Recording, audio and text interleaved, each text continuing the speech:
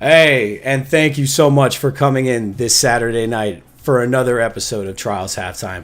I promise, one day I will figure out what is called OBS and how it works and how to properly stay on camera for y'all and bring you everything else. So, if you're joining us for your first week, I want to give you a little bit of insight of what we bring you on this channel. This channel, Crucible Coliseum, will handle pretty much everything in relation to what is Crucible within the PvP realm that is Destiny. More specifically, this show that you're tuning in for right now, Trials Halftime, will give a more in-depth look of what's going on in a particular week in Trials. More specifically, what's going on in this week of Dead Cliffs. I have two really cool guests, one you met last week and a brand new guest for you this week that I want to introduce you to. Every week, ultimately, I'd like to give you someone new and insight, both console and on PC. Give you a little bit of, where they're coming from, their perspective of the game, and where they fit Crucible and PvP into their regiment while they play Destiny or any game for that matter. So, without further ado, let me bring these two gentlemen in. First, a man that doesn't need any introduction at all. You met him last week. He's been a really good friend of mine, and like I said previously, he's been, pretty much a backbone of my constant signing in every weekend to make sure that we finish flawless. Total Alpha, Jay, let everyone know how you're doing. Man, doing great, man. Thanks again for bringing me back on. It's an honor to come in and share some insight within the PvP world and community, especially how much of a hot topic it is right now with PvP in the community. I think we got a lot of great stuff to uncover today. Not only just Trials, but PvP as a whole. With Iron Banner this week, and also talk about some rewards and loots that we are excited to share. Yeah, man, we've had a pretty rough weekend so far, to say the least. Wouldn't you say? It's been fun. It's been eventful, but we've had some heartbreakers. We'll talk about it. We don't know if anyone's play has been like that. Has anyone been succeeding just nonstop, no nothing in front of them, or have you been kind of stumbling at your toes at the end of the lighthouse? Let us know in the comments and everything else, because we welcome everyone's opinion. If you're at the very top, please come in here. Tell us. I do it habitually. I weekly go flawless. Am I the person that goes 20 plus a weekend? Absolutely not. I would love your opinion on this show, though. If you don't go flawless every weekend, I definitely want your opinion, because I think you and people like yourself bring an opinion that maybe if someone out there is listening, they can open that funnel and make the Crucible and even Trials of Osiris much fun and bigger for everyone. So let me bring you to my... Oh, sorry, Jay. Did you have something else to say? My bad. Yeah, I mean, we were talking about, some heartbreaks, man. I mean, I think that's Trials in a nutshell. It's a game of, success and heartbreaks. And for us, this weekend, it was just a little bit more heartbreaks than success. But, this is why this is the halftime show. We still got a whole nother second half to, ball game to play. Yes. So, yes. Once we get off here, we'll run some cards. And, that's what, this show is all about is, talking about some strategies, maybe go back to the drawing board and, rework some plays that we could have, changed and, not make those mistakes again. So, 100%. Thanks, man, for having me. No, of course, 100%. And, we'll break down, some decisions that we made, because I think there were decisions in our Game 7s that maybe some people would like to keep in the back of their head, especially if they're going against Stasis and or someone with the Fellwinters. So, speaking of good luck, though, me and this gentleman, we just got done with the card no less than an hour getting on. It's probably why I was so flustered, because I expected us to chill. But me and this man, Dave Man 11, we've had an interesting kind of relationship, how we met. We'll get to that when I give you the full floor and introduction of how we kind of met each other. But, I think our getting in there is a perfect example of something that I want this show to emulate, is jumping in with buddies and being able to find a quick chemistry to be successful. Yeah, man. Thanks for having me here. Never done this before, so hopefully chat's nice to me. Been playing Destiny for going on 6 years now. I didn't main it very much year one until about 3 months before Taken King. Ever since then, it's been my game. I play both PvP, PvE. I'm not a diehard sweat like some of the lucky guys are out there, but I do what I can. Like good old Wolfie just mentioned, we had a nice little flawless today on our first card. But yeah, looking forward to being here and discussing some of the things about this game that we love and hate at the same time. And yeah, just excited to be here. And I love that, we were able to just kind of just jump in. We're like, you know what, like our buddy Victory, big shout out to him. That's his gamer tag. Yeah, he's a big fan of ours, and he's actually a friend of me and Total Alphas. It's really coincidental, small circle how we're actually all friends, but it makes the Xbox LFG community and who you meet almost a small social circle as well. I did the same thing last week with Alpha Dave and Frickin' Sweet, who is also still out there gaming. So if you want someone to go out there and watch after the show, check him out as well. He did a great job coming on here, and he was very nice of him for taking the time out of his Saturday night. But again, well, thanks for you taking your time out of Saturday night, Dave. Give everybody an idea of where you fall within the Destiny spectrum, where you started. Did you start in D1? Where did you take the Crucible from that point? Or if it lingered on with you, or is it just something that you kind of just did out of almost a need for a bounty or what have you? So, I started back in D1. I played a lot of Call of Duty back in the day, so I always liked PvP. Something I enjoyed doing. Never the greatest at it, but you can only do what you can. I played a lot of Trials in D1. Went flawless one time, my very last week of D1 Trials. I loved it. Like I said, only went flawless one time, but always tried. I think that's one of the things we're going to discuss tonight. Is one of the reasons I love Trials so much was the bounty system that they did, and it made it actually feel rewarding to go in all the time, even if you weren't winning or going flawless or anything like that. At least getting something out of it. So I started all the way back in D1. Been playing in D2. As far as my skills in the game, I've definitely I feel like I've gotten a lot better than I was. Increased quite a bit. I'm sure we'll talk about stasis and how that's increased. It's definitely a hot topic. We got a few topics tonight. I want to talk about the PvP exodus from all the top tier players. I want to talk about stasis and how it's still acclimating and finding its spot within the Crucible and everything else that makes higher echelon PvP fun within Destiny. Personally, I've said it before, I'm having fun with stasis. I'm curious to see what the next TWAB will be like. We'll talk about that in terms of our expectations. But where also, Dave, I wanted to ask, where do you find yourself playing PvE at all to help supplement the PvP play? Definitely. I mean, as we all know, there's no secret about it. PvP, has been kind of on the back burner in terms of Bungie's philosophy and where they want to put everything. So, there's a lot of lulls in that.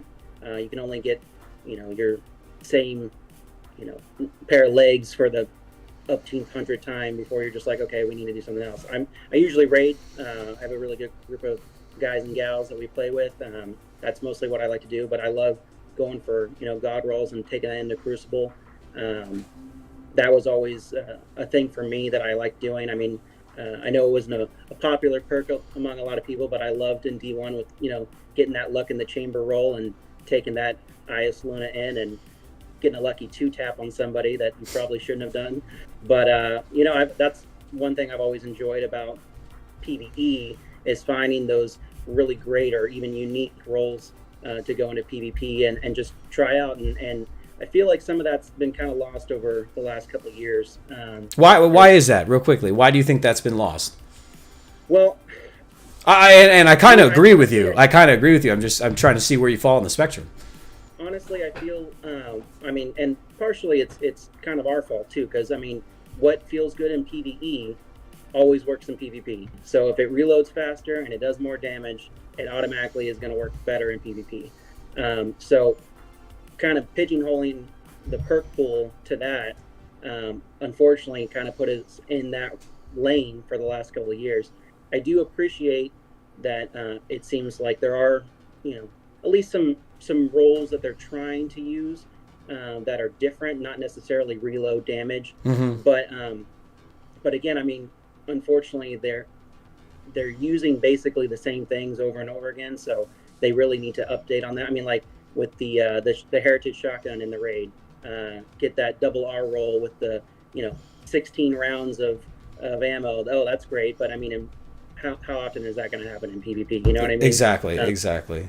So where you think that we're kind of like missing the ball, so to speak, is that chase. After we're not really going after anything within the PvE spectrum to utilize in PvP.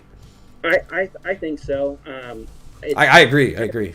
Yeah, I think it's kind of a shame because I think we were kind of on the verge of actually really having something that with the pinnacle or even pursuit weapons, but I think the pursuit weapons they went too safe with. They're just like, I'm not saying everything that's a pinnacle or pursuit has to be best in class, but I feel like it should be pretty close. Yeah. And some of these roles that they picked are just like, I mean, it's good, but there's no real want or need to get it. Okay.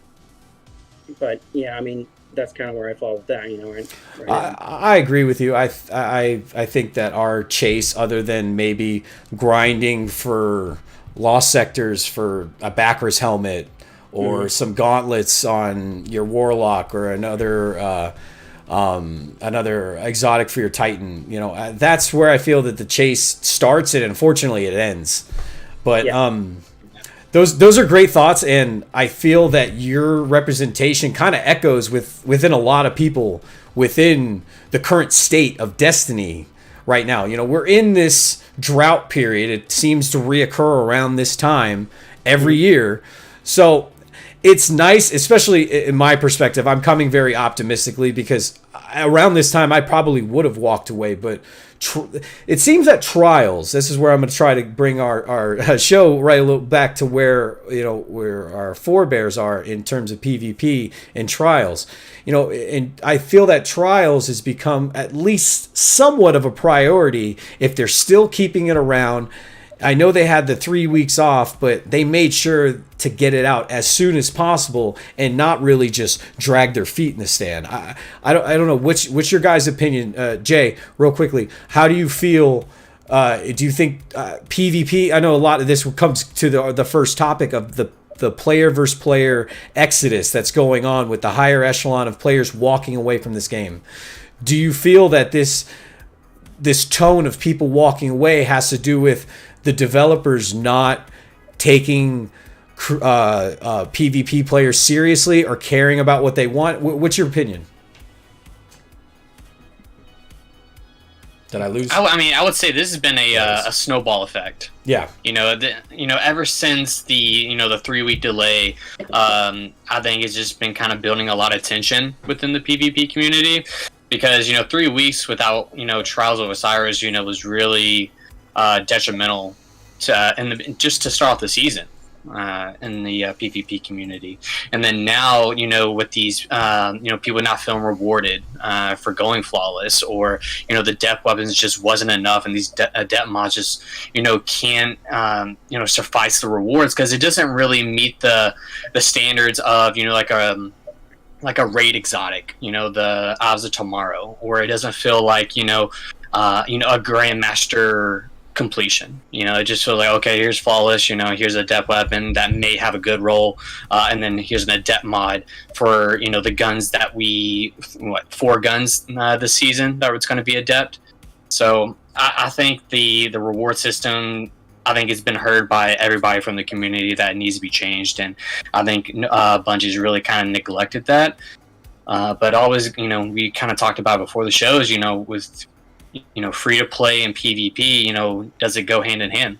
Yes, and I think that is very interesting. Do people, a lot of these people want the game separated to the point of PvP separated or even removed altogether? Dave, where do you fall upon this exodus of people walking away from this game, and do you feel that are you part of that? Well, clearly we've just played, but do you feel that you sympathize with that group and understanding you're just going with what's going on in the status quo, or do you feel that there's something for you there right now currently?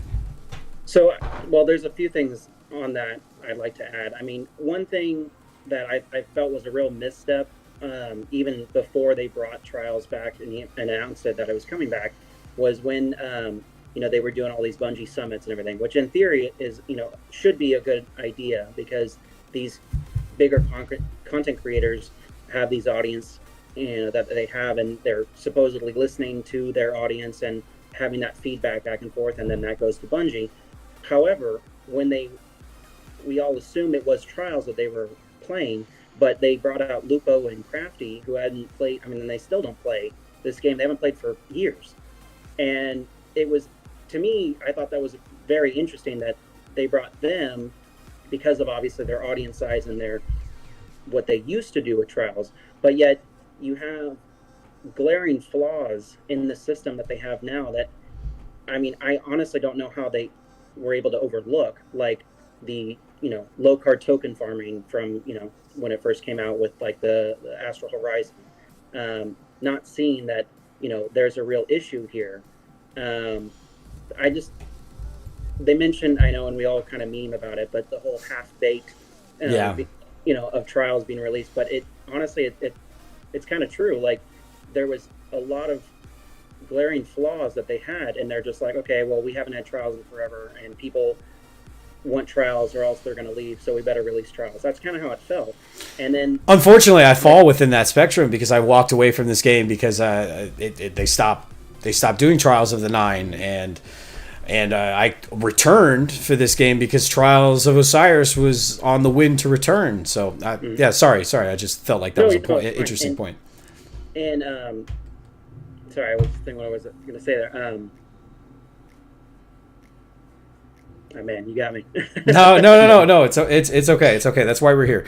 But where I'm kind of leading in terms of how your feelings are, do you feel that these players at the top of echelon, I don't need to name their names. We all know who they are. They're at the top. Yeah. They're putting out their memoirs, these long-winded statements on how this game is not recognizing them, and they don't feel appreciated. How do you feel appreciated, either of you? Do you feel that you guys aren't getting your money's worth? We're playing this game a lot, in my opinion. I'm putting hours into this game, especially on the weekends, predominantly, because I enjoy playing with my friends, first of all, meeting new people, just like yourself, Dave. Real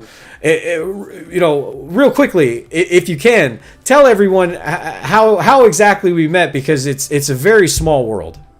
So I was actually in a party with Vic, as we mentioned earlier, and he was playing with Blazed, and there was another guy named Wolverine in there, and I was looking at the name, and I'm like, Wolverine, where do I know that from? And I watch Rageless Roundtable and Lona all the time. And I asked Wolverine, I was like, hey, Wolverine, you there? And he's like, yeah, what's up? And he's like, I said, hey, if I said Rageless Roundtable, would that mean anything to you? And he started laughing. I'm like, oh my God, it's you, right? And it's funny because, yes, it's a small world kind of thing, but at the same time, it's almost, if you think about it, kind of crazy, because back in D1 Trials, the odds of somebody on that small scale, like that, running into each other is pretty minute. There was more players, unfortunately. Exactly. That's where we find ourselves in a spot where we kind of see each other in a classroom of 30, and we're just across the hall. Exactly. Yeah. And to go back on your point about the feeling of rewarding or not, I think it's kind of a very interesting situation to be in, because when you're coming from a PvP background for streamers or guys that do carries all the time and everything, I mean, they're trying to build a career on that, and unfortunately, when you're talking about especially a mode that's only available for 4 days out of the week, I mean, even if it was the most rewarding experience ever, it has a shelf life on it, unfortunately. So in terms of growth, there's really only so much you can really do, especially with how hard it is to get into that area in the first place.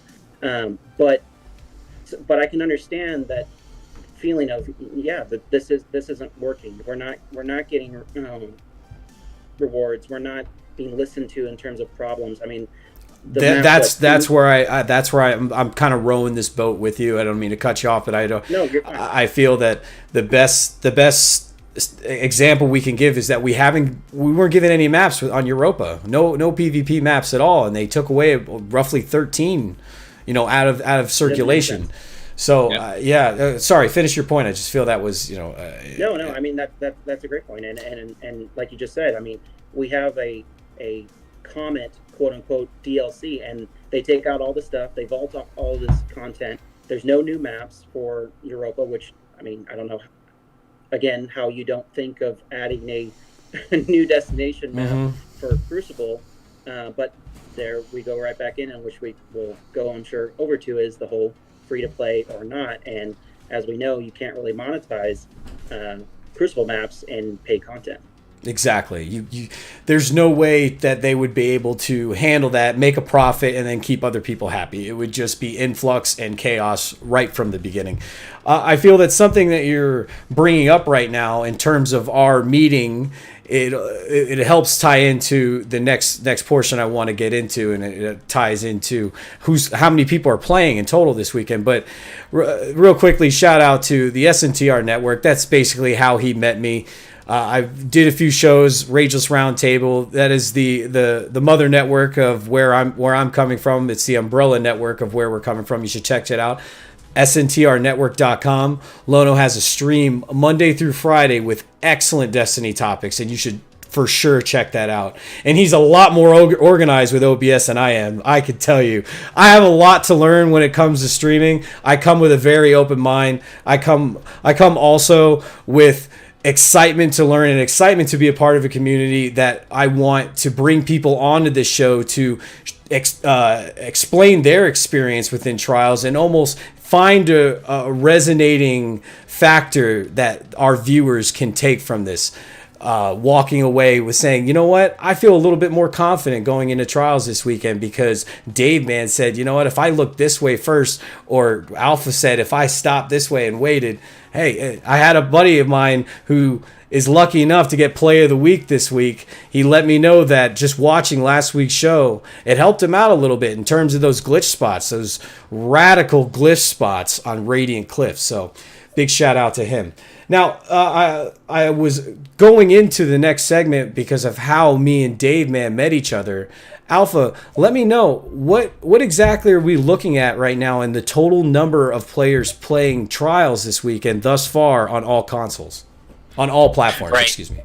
And kind of wrap up, everything we just mentioned, with tension between PvP community and it shows in the numbers, and you know what they say, numbers don't lie.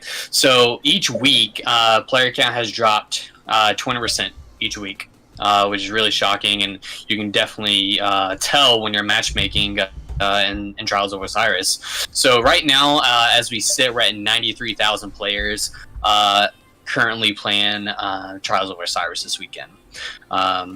Just like I mentioned, down 20% from Radiant Cliffs, and then Javelin was down 20% as well from Bannerball. But when it comes to weapons, this week, this is the first time we've actually had our primary at the number one spot with the Steady Hand, and that's no surprise with Iron Banner being present this weekend, or this week actually. And it's crazy to think that Iron Banner is more rewarding at this point than Trials of Osiris, because one, the guns that you get in Iron Banner are gonna last longer than your game 3 and your game 5. Yeah, our current Trials weapons. Yes. So those are going to be sunsetted next season. Absolutely. At 1320, to where guns like the Steady Hand and the Scout Rifle are going to continue on at 1410. Yeah. But like I said, 4 months since we've had our primary in the number one spot, and then obviously right behind it we got the Alpha Shotgun Fell Winner's Lie. Mm-hmm. You really brought up our next topic point this week, and that was Iron Banner. And this topic, more specifically, and you hit it right on the head in terms of making it more rewarding for the current pool of players to get in there, especially the people that don't want to go one, let alone 6 straight games playing, really sweaty people and really good stacks of individuals or recovs or even carries for that matter. So making Iron Banner the way that they have it currently has almost made it the funnel that much bigger for new players and new Guardians to just jump right in. Granted, the power gap kind of leaves people a little bit under-leveled.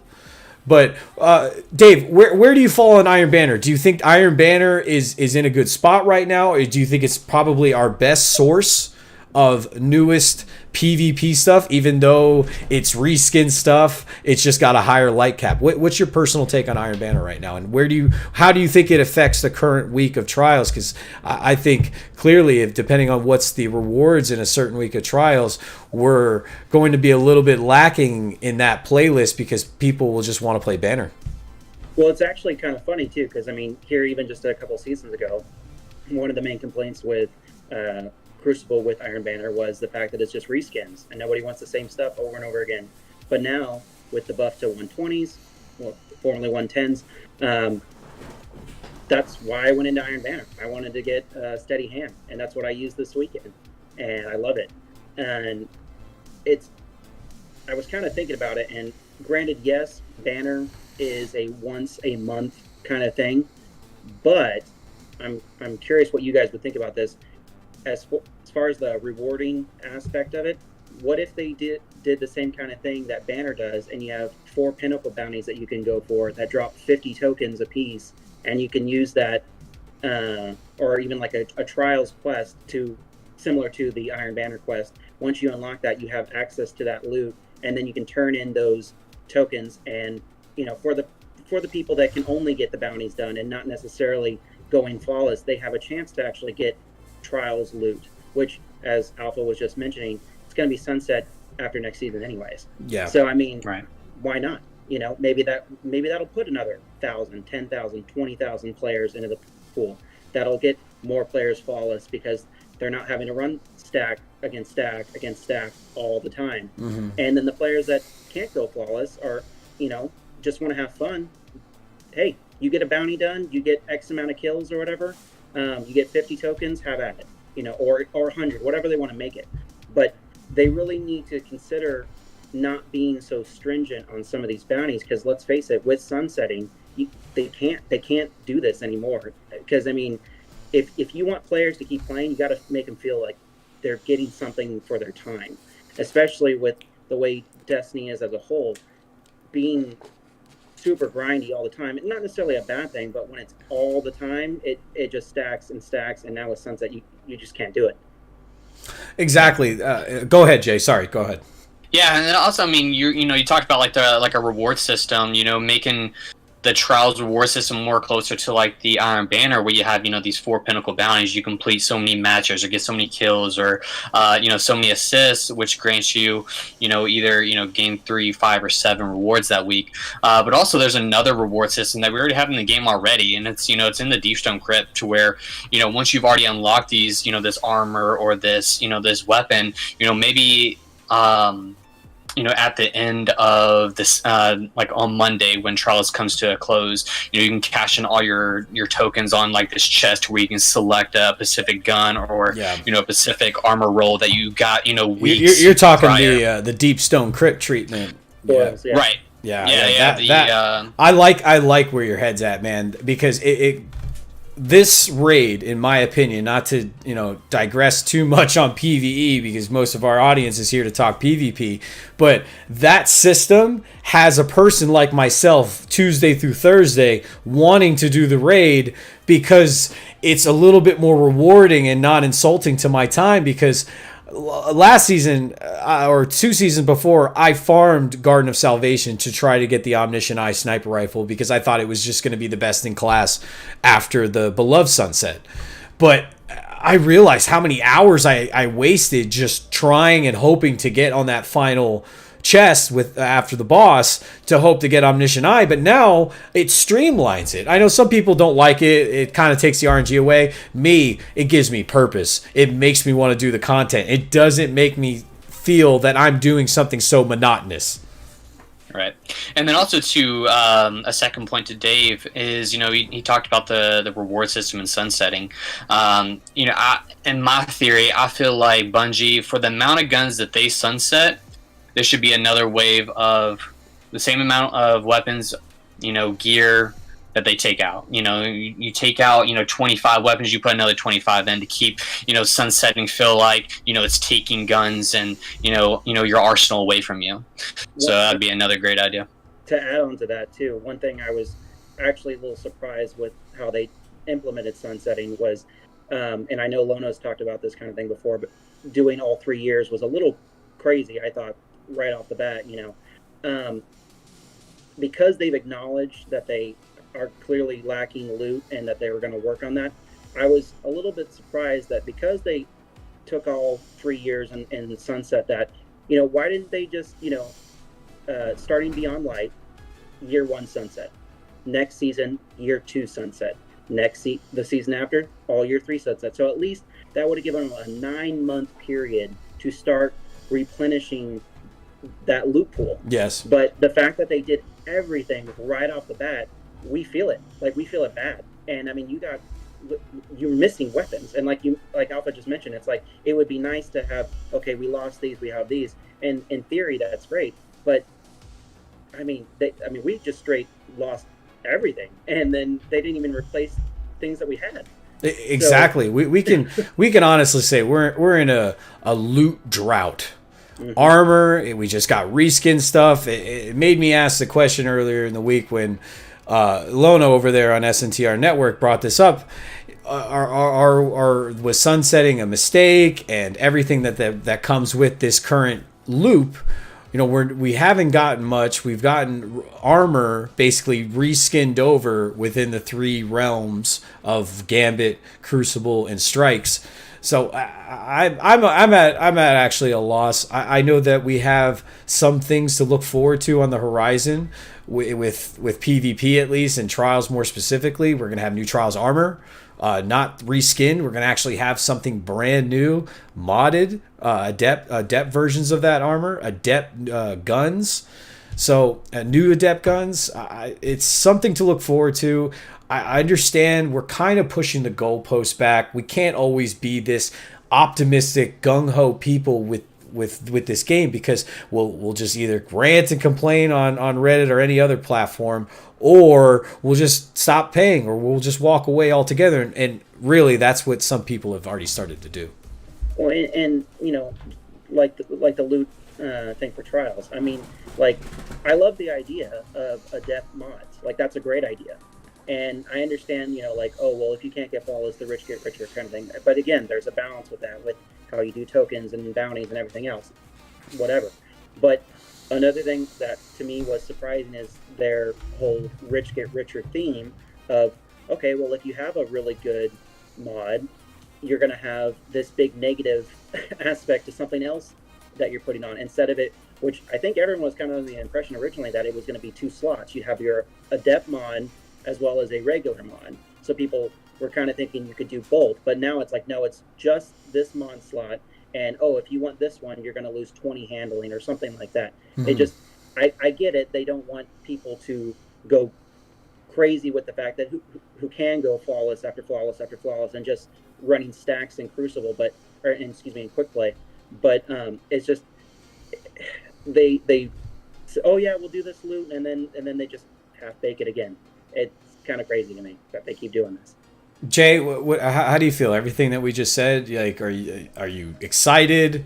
At least next season on the horizon, we're gonna get something new. I know we're in a big drought. This is probably the slowest time of this game, like we said earlier, of any time of the year. Is there hope for you in terms of injection within PvP? Are they gonna hopefully answer a few things and then loot? Yeah, I mean, I think with the impact that that we faced within the past couple weeks, and and at the start of the season, I think you're going to see some shifts and some focal points moving over from PvE to PvP, just to keep that community thriving, just like how it was in D1 days. Exactly. And I totally agree. You know, this is going to be the driest point that D2 will face. You know, this is just kind of a yearly ritual that we've always encountered. But on the other end is that here when we get a new season, I think it'd be something really to look forward to. I think it's going to probably excite excite the PvP community once they roll out new armor for trials. Maybe that shifts over to Iron Banner and we get more guns and weapons in Iron Banner. They mentioned pinnacle weapons. If we talked about pinnacle weapons, Mountaintop, Not Forgotten, Revolker, those are the top guns of Crucible at one point. Yes. And if they Recluse as well. Yeah, Recluse. Yeah. If they can bring those pinnacle and rewarding guns, that you would have to grind hours and hours for, but at the end, once you completed that last step of that bounty, you rewarded that gun. That's the first thing you want to do is you just want to hop into Crucible, or you want to hop into Trial and see how this gun works. And the thing is, like, the Dord did that this season. That was the only really pinnacle weapon that we got was the Dord. But it didn't feel like the Revolker, or it didn't feel as rewarding as the Recluse and exactly. And I'm almost convinced they're afraid to make another gun like that, because they know that those guns shape the meta and shape exactly what this curve is going to look like. Dave, before we get into our last topic, and it's going to be stasis. it's stasis, so don't even worry about it. We're going to talk about where it fits in, and then we're going to almost segue into stasis and how we're utilizing it or not utilizing it in the current map this week of Dead Cliffs. But real quickly, Dave, do you feel that the pinnacle injection is something they're a little bit nervous about, just considering exactly the wave that was Recluse and Mountaintop? 100%. But ironically enough, I feel like this is the time when you need to throw that in there, because those weapons got people excited. They got people playing. I wanted to get a Mountaintop. I wanted to get a Recluse, and I made sure I got in there until I got it. And whether I played PvP or PvE with it, I was in the Crucible playing. And this is the time where they need to have something like that to inject that, people wanting to play. And because right now, just unfortunately, the numbers aren't lying. Not a lot of people do. Mm-hmm. No, yeah. You're not wrong. And those numbers. Go ahead, please. But obviously, 100% agree with the new armor. It should be new armor, on that yearly basis. 100% agree. But for Banner, for instance, as we know, it's harder for them to make newer stuff all the time. What would you guys think about if they do in that yearly reset for the new armor, new gear, but in the in between seasons, what if they brought D1 armor and weapons and they updated those each season with a new power cap to just infuse gear and loot in there? Because you still get your yearly, new stuff, but at least you're throwing more things to chase in the normal loot pool. I'll be quick to answer. I feel that that's an awesome idea. Just whether or not it could be, put into fruition by the powers that be over at Bungie, I don't know. I don't know if that's part of their repertoire to want to bring these back and bring them back in a way that makes them meta again. For instance, one thing I know they like to bring back, and we saw it with the Prophecy Dungeon, the Trials of the Nine gear, and how great would it have been if we would have got the Trials of the Nine weapons also injected in there. I feel that they were almost nervous of that because they didn't want to make it feel like that was going to be a meta shifting guns to chase. Why else wouldn't they put something like that in? Those were weapons were fun to use back then. I know the Prosecutor auto rifle was my favorite to use during Trials of the Nine personally. So do you, Jay, before we move on to stasis and how much you guys hate it, but Do you feel that the pinnacles and everything that we've talked about and the example that Dave just gave about reissuing new things and beefing them up to current standards, what's your opinion? Yeah, the thing is, I don't think Bungie's scared to bring back D1 stuff, because a lot of the fan favorites are starting to kind of make their way back. You know, we got Hawkmoon. You know, I think that was the biggest highlight, you know, of this season pass, you know, when they released the trailer. You know, I think that's probably the number one thing that nobody could, you know, stop talking about. You know, there were videos made as soon as the Beyond Light trailer and literally just talking about the Hawkmoon and like how could it one shot that last Guardian there at the end.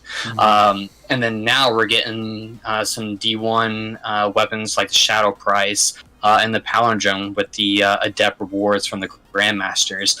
The thing is, they're doing it at such a slower rate that it's like you know, pretty much our whole topic. You know, it's just not enough. Exactly. Exactly. You know, they're bringing back, you know, the Vault of Glass, which is another fan favorite. Thing is, like, you're doing all this, you know, within Grandmasters, raids. That's all PvE. Excuse me. They need to bring back, you know, what Dave said, you know, the Iron Banner gear, which honestly looked a whole lot better in D1 than it did in D2. I would love like Iron Banner. I know this might be coming out of left field, but as rare as Iron Banner is, I would love Iron Banner intrinsic set abilities, like maybe cap a little faster, maybe you get a little bit more energy regeneration if you're on the hunt with your skills. I know that would, you know, create situations where teams would just steamroll, but hey, we have solo banner now. You don't have to worry about getting stomped by some coordinated teams. If you're out there solo and you're going into a team banner and you're kind of new, do yourself a favor. You're probably best off in the solo one trying to learn with the other individuals. But what do you guys think real quick about that idea? Do you think a little bit of banner intrinsic abilities within their armor, maybe, like I said, cap a little bit faster, gain abilities at a recharged rate during a hunt? What do you guys think? I don't see why they don't do that. I mean, the whole point of banner is it's a pinnacle activity, and what do raids have now? They have intrinsic perks. Yeah. So why not? You know, I mean, and you're playing a mode to get gear. It shouldn't just be about the numbers. It should enhance your experience in what you're doing. And yeah, if you play banner and it has, you know, I don't know, whatever, you know, cooldown or perk that they want to add to it only on that set for that mode, why not? You know, what's the harm? And then once again, that gets more people to be like, oh man, if I just have the legs on my Titan, you know, I'll be able to cap this zone faster, and we could, you know, cap all zones, you know, something like that. But it's like, why not? Yeah, totally agree. Jay, real quick, Jay, go. What do you think? Yeah, and also, you know, you can even tie that into like weapons. You know, not only, you know, capping zones faster, but like, you know, if you know, for a weapon, you know, once you get a kill, you know, if you have teammates surrounding you, I mean, well, I don't know. That could also be a bad thing in Trials as well. But you know, I think there's definitely the last resort perk. You know, I mean, that was intrinsic. Yeah, you know? celerity as well. And celerity is now yeah. that. But it's you know, why not? Why not tap into some of that kind of stuff? Yeah, definitely get on the creative side of, you know, making intrinsic perks on gear and possibly weapons. Go ahead quickly. No, I would say at this point, it's like, you know, they don't need to play everything so safe. You know, like, have some fun with it. As we mentioned, sunsetting is a thing now. Okay, so they maybe tune something too far. We know they've done that before. A lot of things. They decrease it, buff it, nerf it, whatever, and a year it's going to be gone. Yeah. You know. I think this is a perfect opportunity to almost get into where we are this week, and more particularly stasis. It's been on everybody's minds. It's been the nightmare of everyone's dreams when they think about Destiny and the Crucible nowadays. And where exactly are you guys now 3 weeks into stasis. Where are you feeling? Jay, I'll start with you. I play with you all the time. I hear it. There's things I can't say. Can't say on live stream because of how rowdy you get because of it, and I feel you. But what are you? I know we have a TWAB coming up on the 14th, and it's most likely going to give us an indication what they're going to do with Shatter Dive. Shatter Dive was something that was targeted by the community manager in his tweet, but I brought up this week earlier with Lono that I don't think Shatter Dive is necessarily the core issue. For instance, if they just put a cooldown on it or something where you have to time yourself with more precision, it's still going to have the same lethality. It's still going to be wrecking house with 3 Guardians at a time. Dave, we saw it happen to us today earlier. We even did it a few times. Yeah. Jay, where are you at right now with stasis? Help tell everybody how you feel. It's okay to be pessimistic. People are right there with you. Yeah. Well, I think you heard my frustration within the first couple weeks of Banner and also into Trials about how every gunfight is led off with a stasis ability, either that being the Titan melee that tracks around corners of walls and the shurikens and being slowed for long periods of time. It just wasn't the play style that I've been doing for many years within the Crucible. I've always led off with gunfire. I've never been the one to really crutch an ability to lead a gunfight off with. But the thing is, it's growing on me. I think with stasis, if it's like, you gotta drink the Kool-Aid, man. Yeah. And if you're not using it, then you're definitely at a disadvantage. And especially with a competitive game mode like Trials, you want to take every advantage that you can and use it to the best of your ability to win rounds. So I think with the Glacial Slam, with Hunter, I think you hit the nail on the head. A cooldown really isn't going to do too much, because the only time you're really going to use that Glacial Slam is when you have a nade ready. That cooldown ain't going to do anything to it. The main issue is the fragment. You can easily nerf how strong that radius is of the damage on that fragment without hurting the aspect of the Glacial Slam. So, but also I think that even more of an issue is the Titan super. How durable he is. From our game earlier. yeah, I was about to say, there are still, Titan super still roaming around, after game 5. Yeah. And the main issue is that the light melee attack doesn't consume any super energy. So I think that needs to be addressed as well, because that has nothing to do with an aspect or a fragment. It is definitely its namesake, Behemoth, because personally, it's I don't know how y'all feel. It's the one super I'm currently afraid of. I have to. It's the only super to be afraid of. I have to properly get in a position to handle it. Are we team shotting it? Are we just bailing and running from it? Are we just going to scatter like mice that when a light turns on? Go ahead and finish, Jay. Do you think that the nerf is going to just happen to the hunters, or is it going to be a little bit more of a broader spectrum within stasis? It could be a broader spectrum between stasis, because even the Titan has the same ability, except instead of glacial striking, he just slides through it, which that does have a cooldown on, but that does a little bit more. It's a little bit different than just a glacial slam. You're covering ground. That's Icarus Dash 2.0 for Titans, or a Twilight Garrison without a exotic. Yeah, and that melee the Titans have, when you time it right with the slide, you can cover some ground and range. Close the gap. You could close the gap on anyone in pretty much of a heartbeat. Dave, Jay said some interesting stuff, especially one thing I reminded from our card earlier was the disadvantage you are at right now currently if you're going into Trials with a light subclass ability or light subclass equipped. Real quickly, when we were up, we were actually down 3-4, and they had 3 supers, and I one-shot a Spectral with just the nade slam. Hey, that's a lot. I'll come out and say it. That's a lot. If a nade just shattering it can take out a full super just as they popped it, man, they have a little bit of tuning. But again, I don't know if he was accurate, the community manager, to say shatter dive. I think that's very vague, but we're so used to vagueness with those twabs and all those guys in terms of their lingo. But what is your experience and what is your opinion, Dave, on stasis 3 weeks in from trials starting up again, and even a month, 2 months now since Beyond Light was launched?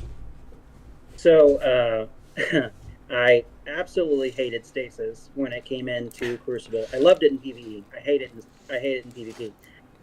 But as I played against it these last few weeks, I've gotten more used to some of the things. Now, granted, one of the things that to me still is the hardest to counter for me personally is the Titan slide with a chaperone or something, because they get around that corner so far. However, having said that, like we mentioned with the supers, that to me is the one I'm most afraid of. But I also feel like a good player can take the most advantage of that super, and I feel like that one maybe decreasing the slide distance a little bit, but other than that, I honestly feel like the Behemoth is in a really good spot. The movement on it is fantastic. Yes, it is. You could traverse the map really quickly. I'm not coming out here and going to die in the hill and say it's overpowered. It's definitely something I fear, especially within a good player's hands, because 100%. Like if you have a good Titan main that's running Behemoth, you should be afraid, because they know how to move. They have the distance, and it's called Behemoth, like you mentioned, for a reason, I feel. But also, it's kind of funny that the movement is so good on it, considering they stole that exotic in D1 and gave it to the Warlock. So I think it's a little bit of, hey, we got one back kind of thing, even though I'm not a Titan main, that people probably mentioned in chat. But yeah, stasis was rough. I think it was more of a shock value, in the sense of we were all used to playing a certain way for the last several years now, and not just D2 but D1. And then when stasis came in, it was like, no warming the frog to boil. It was you just jumped into boiling water, and you're like, oh wow, okay, this is different. And the shatter dive is definitely the one that I think sticks out. Its radius is pretty crazy. I think if anything, that should be the one that's tuned. But what's unfortunate about this whole thing is when we as a community don't like something, usually it takes forever and a day to hear any kind of response. But if there is a response, it's completely the other direction. So if something is way out of whack, it just goes nerfed into the ground. And then it's almost unusable. Yes. And Nova Warp, I think, was the perfect example of that. It's unfortunate because, like, the Warlock melee, I mean, you should have been able to see that was a little outside the boundaries of where that should have been. But then when they fixed it, it was almost unusable to the people that were actually playing it. Now it's in a better spot, but it's just weird that we always have to go through this back and forth of like, okay, it's way on this end of the spectrum, now let's nerf it and go on this end of the spectrum. Sometimes you just I think we should just kind of roll with it and see what happens. Now, we can always fine tune, but we shouldn't always be saying nerf, nerf, nerf, nerf, nerf, because before we know it, it affects everything, and then we don't like it. So that really does collaborate with the motto I've kind of taken this expansion: embrace the darkness. This is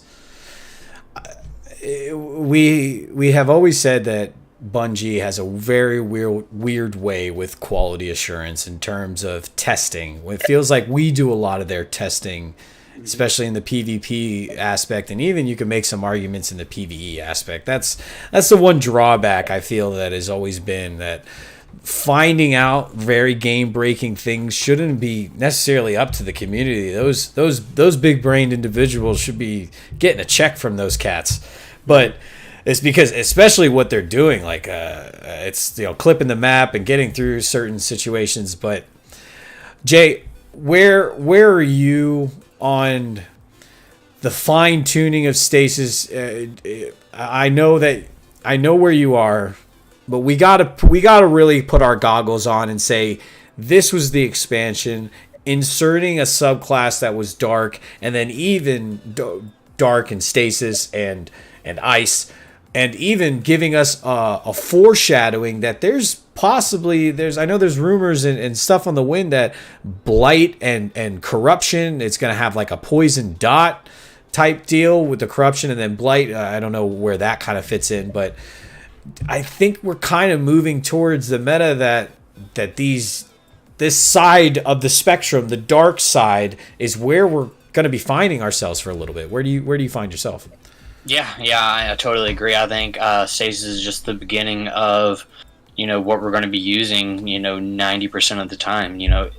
I think I don't think we'll ever see a light subclass unless, Bungie's talked about, some reworks to the light subclasses, which got a lot of people kind of, worried about where light subclasses are going to go. But I think, with the rumored corruption and blighted, if they are doing the same kind of aspect and design and fragments and aspects, with the poison and then the blight, I think we'll continue to kind of grow and thrive off this aspect of playing. Within a shatter dive ability or a slide. But I think warlocks are going to get some love, because with the necrotic grips, I think that's kind of the foreshadowing you were talking about. Mm-hmm. I think darkness is just going to be the new wave for PvP.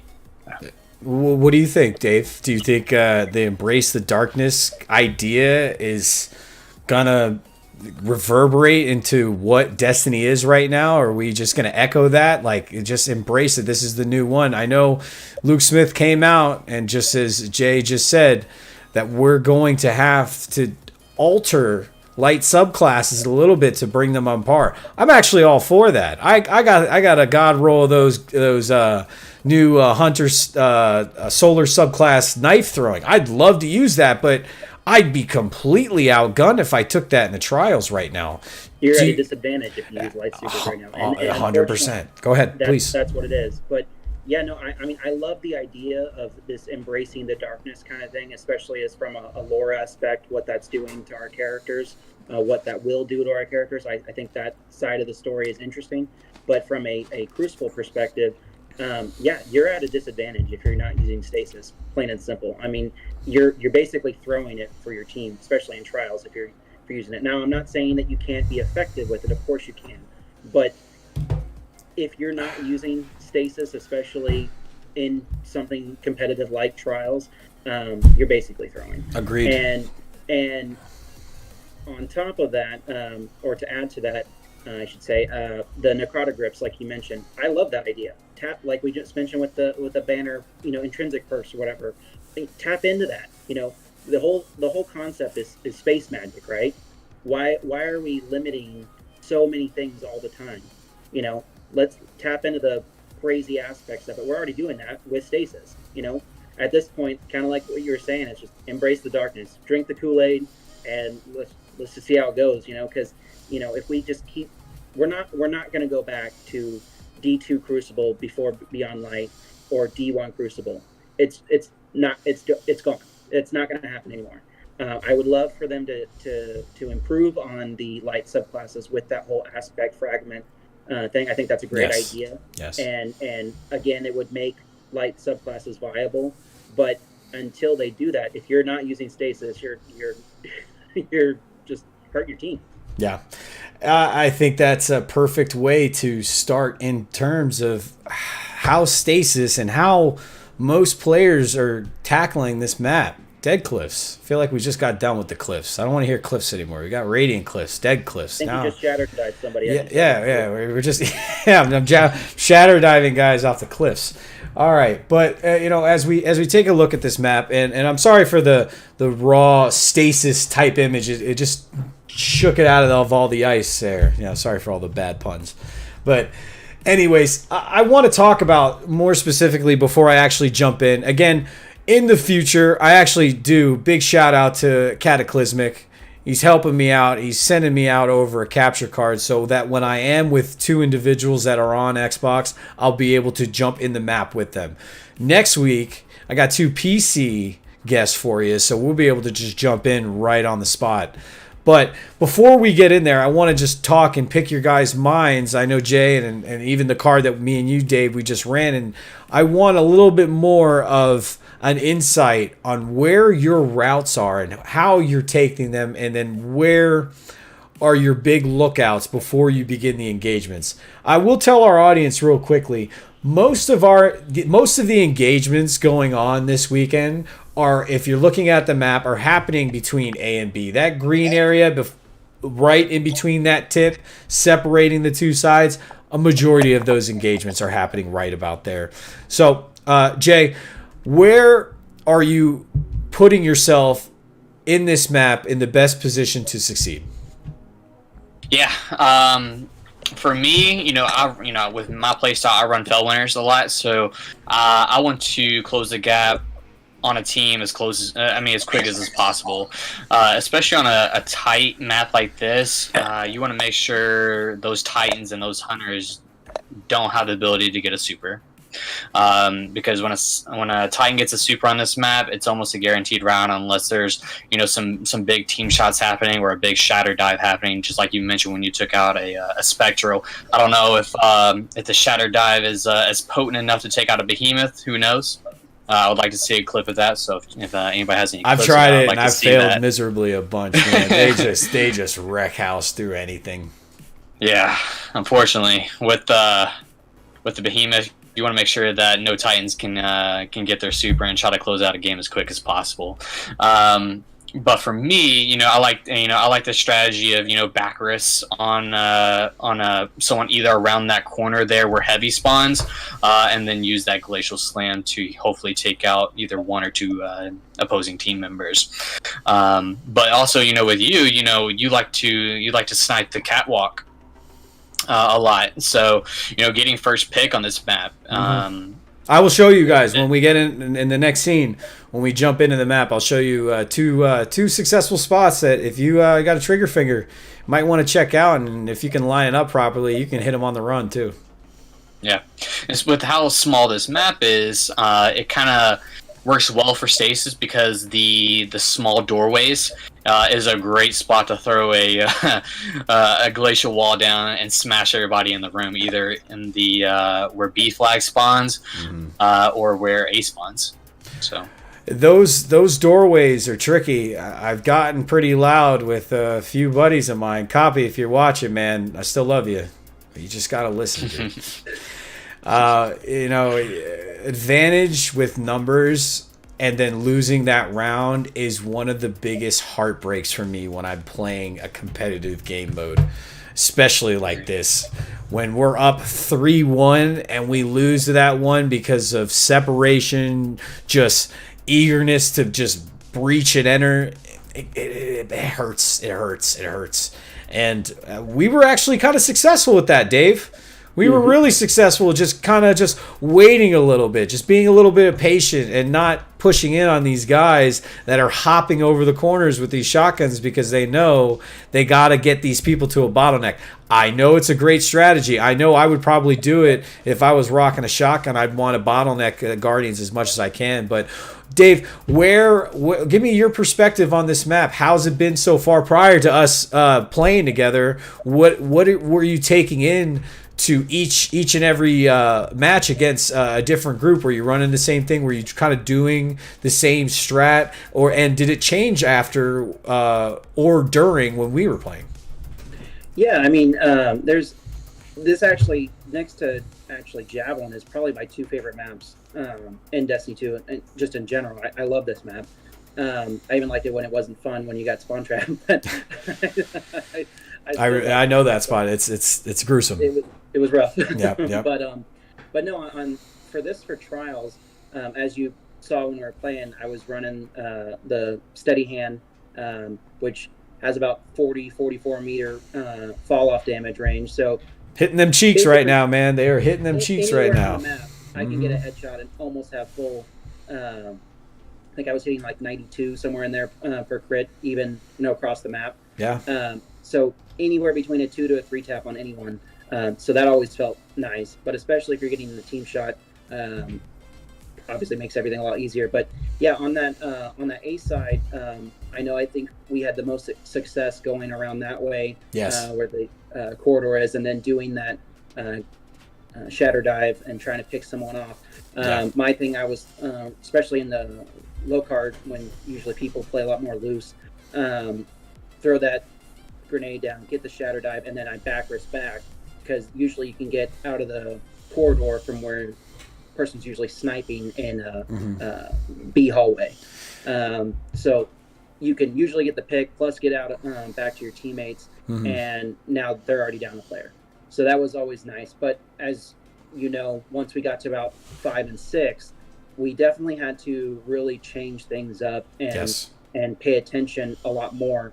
Reckless abandon wasn't really an option because teams were be able to back up, and it's one thing when I break it down and actually go into the map. I want to explain to everybody that rotation and staying mobile is a big part of success on this map this week.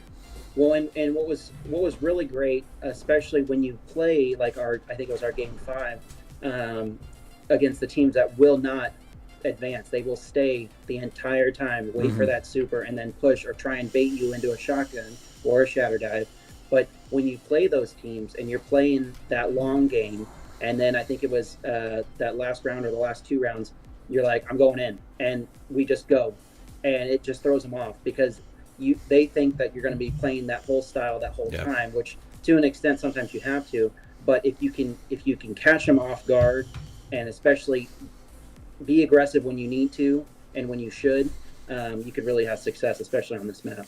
Yeah, that's just part of the big reason why I started this show as a foundation of just teamwork, being able to communicate no matter what the strat is right now. Shatter dive hunter, sliding in as a Titan, whatever warlocks do. Unfortunately, I do think they need an ability to break a little bit of the walls, but they do have access to 4 fragments. So I guess there's some trade-off, but unfortunately, I feel like my warlock brothers and sisters are getting a little bit left behind right now currently. I do have a question about that, and maybe go ahead, please. But is there an option for warlocks to break? No, unfortunately, yes, no. So Unfortunately, it just that. To me, things like that, it's like, why would you leave that out? Yeah. I see that as a lock, you can get 4 fragments. A Titan can have 3, but they still have the ability to break it. So you can almost argue that they're the most well-rounded when it comes to stasis. You could make the argument. As a Hunter bias, I'm going to sit there and say Hunter. But you can make some solid points that the most well-rounded stasis character right now in the hands of a well-rounded Titan is Behemoth. Jay, I would say so. Yeah. Go ahead. Jay, this map gave us some heartbreakers, man, and we probably should be up a few more flawlesses than we are, but it's part of the circle of life. We get back in there, we lose some, we win some. Situationally, where are you at on this map in terms of finding the certain area to encompass a guardian or multiple guardians in that matter? For instance, just as Dave gave, that team that will just sit there. So for instance, a lot of the teams that do quote unquote just sit there, if we're looking at the map right now where that little yellow dotted line is, that's the point. Most teams, if their goal is to sit, that's where they're going to want to hold. They're going to want to hold cap. Where are you taking your strats this week going into that play style? Right. So, and I was just thinking about this as y'all were talking. A lot of our rounds have not came down to cap at all. Just the architecture of the map and how close it is, you can really get to point A to point B on the map really quick to finish a team off. But when you do have those teams that like to sit back and play that cap point, I think who wins the cap is whoever has a nade. That's just how dangerous and how potent these nades are, especially with like the slow grenade or the glacial nade. You throw that on the cap, and you're probably taking it out, 2 or 3 guardians, and you got a nice little clip to send into Wolverine for us to showcase that week. Yeah, but yeah. yeah. I was going to say the bubble nade I saw this week. I forget who it was, but someone we were playing with today was 3-peeking with the sword, and then he got sucked in from the bubble grenade, almost 5 to 7 yards away, and it cost him his life. So it's like, even with that play style, not even using the wall, it's having a reverberated effect on what was previously the right thing to do, or the I guess the best thing to do in terms of succeeding is having an effect on it. Can I add something too there? Please do. Another thing, when we're kind of talking around it, and we've all kind of been thinking about it, but one thing I think is the biggest aspect of why stasis has just really shocked the Crucible so much is because, we've all had the metas of, okay, bottom tree strikers, the super that you want to use. Nova Warp is what you want to use. But what's so crazy about stasis is it's their neutral game that's so strong all the time. It's not just the super that you have to be concerned about. It's the fact that you do, a strength and discipline build, and I mean, you're pretty much guaranteed at least a kill or two every round.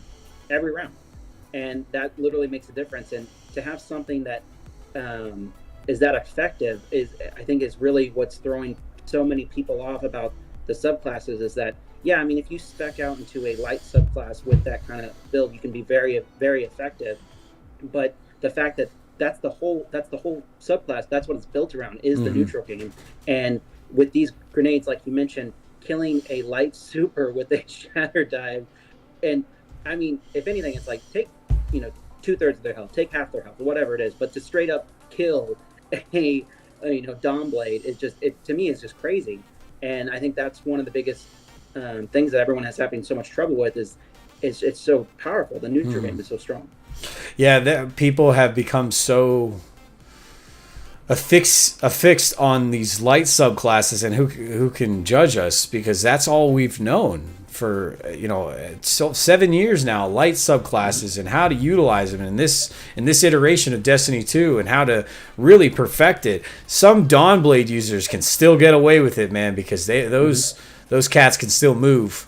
Top tree Dawn, for sure. Yeah, absolutely. I unfortunately for everyone running Hunter, if you're not running Stasis right now, you're putting yourself at a real big disadvantage, especially if you're not like top 0.1% rocking maybe Arc Strider, maybe.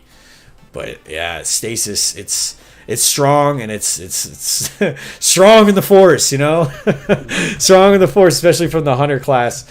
Before I jump in though, has this map and basically the loot structure this week, along with Iron Banner, have anything to say with what the numbers we currently have thus far?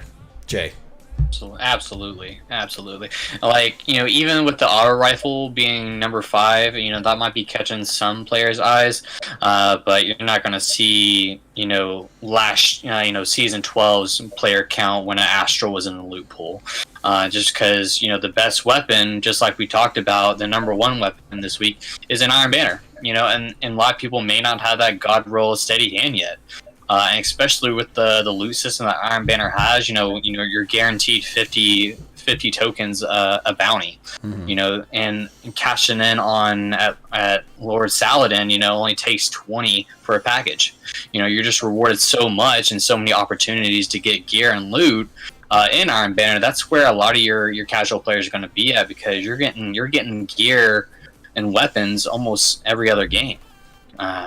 But also, when we're taking a look at the gear and rewards this week in Trials, there's really nothing to really kind of either farm Flawless for, because, an Eye of Soul, even with an Adept mod for the targeting adjuster, that's probably the only great thing out of this week.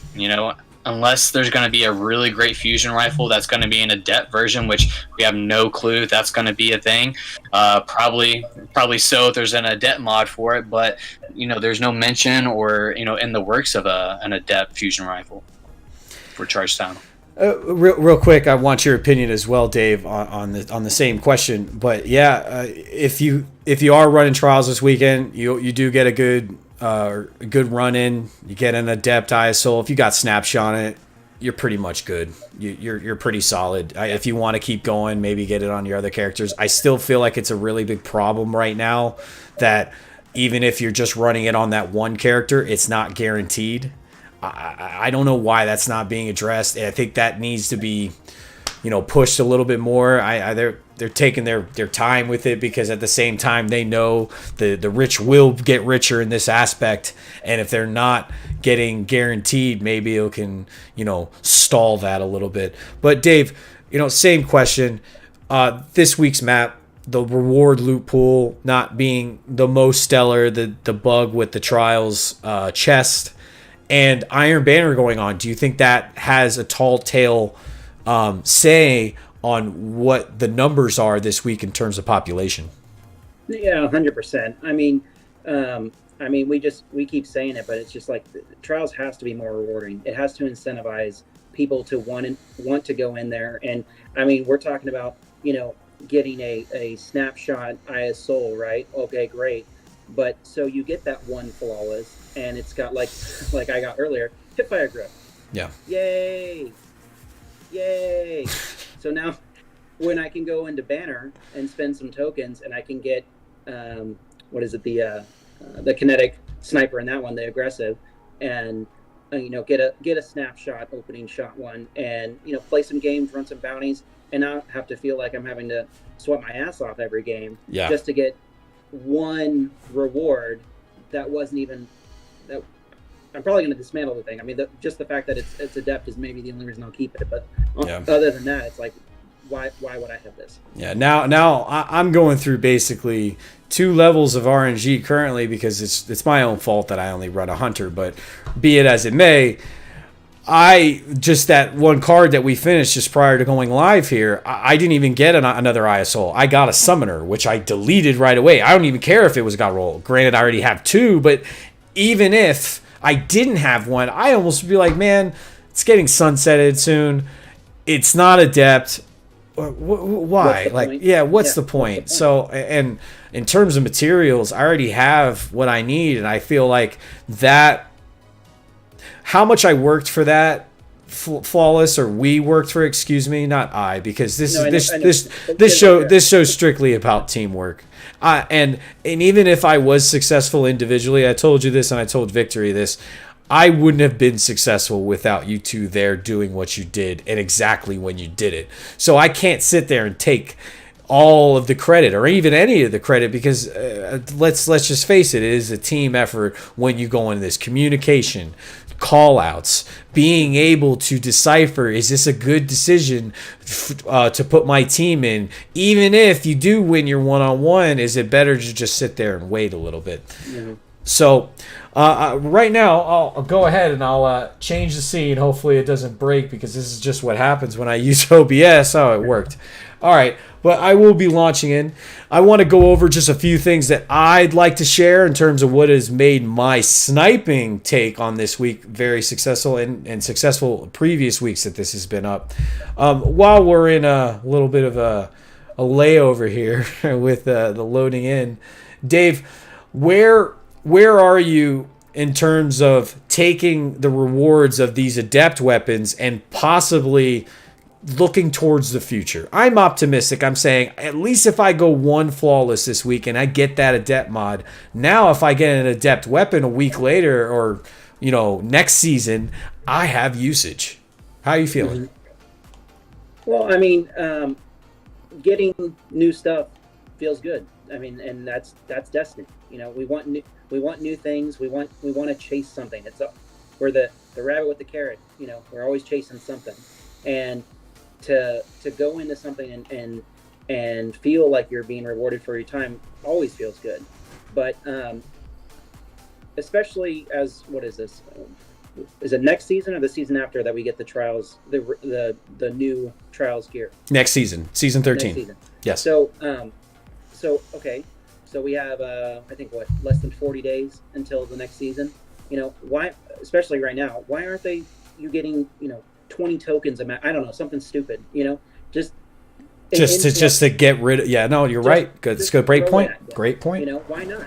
This stuff mostly is getting sunset next season. You're going to get all new loot that you are going to want to go after instead of the summoner that you've gotten 600 times. And then the fact that the tokens disappear every reset. Why not? Yeah. Who cares? If it incentivizes another 10,000 players, that's good for the player list. I mean, the population. It's flat out. Here's a good question for both of you, and even for everyone in chat. If you're watching this now, give me a comment what you think in terms of the best idea, and even if you're watching after, leave it in the comments in this video as well. What do you think is the best solution to handle trials 1 through 7? I know you got problems with stasis. I know this and that, but let's say in a perfect world, all we had to do was figure out tokens. All we had to do was figure out weapon injection. All we had to do is just figure out what the rewards is just for going flawless. Jay, before I break down my spots in here that I kind of like, what's your personal take in terms of the best success in your mind off the scenario I just gave you? Yeah. The token system, they touched on this, last year with the low card token farming, giving you a little bit more tokens for 3, 5, and 7 wins. The thing is, we need, what Dave said, we need that carrot to chase. We need something that we can constantly put ourselves into trials with and go through, those sweaty games at 5, 6, and 7 to be rewarded with something, really unique and really iconic that, I can maybe show off. I think in D1 there was an emblem that you could obtain after the 7 wins. There was a scarab emblem that was really unique and really hard to get. Yeah. So, that's going to get people, it's kind of like that day 1 raid emblem, when you see someone with that emblem, you're like, oh, wow, you did the raid day 1. And then now, with PvP, it was like, oh, wow, you went on a 15 game win streak, on a flawless card. That's, something to really, keep the high end players, the top tier players, something to chase too as well, and not only just the the casual people that are just going in for 5 wins or something for that week's reward. Yeah, I've always been a big proponent about you got to find some way to make that funnel bigger.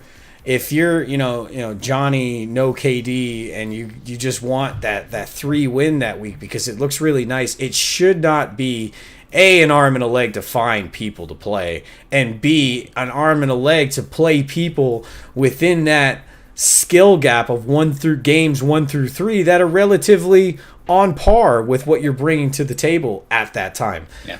Dave, same question. In a perfect world, if we weren't worried about stasis, guns, gameplay, what have you, and we were just focused on trials, rewards, 1 through 7, and that flawless chest, where do you stand? So yeah, I would love if they added more tokens, random drops.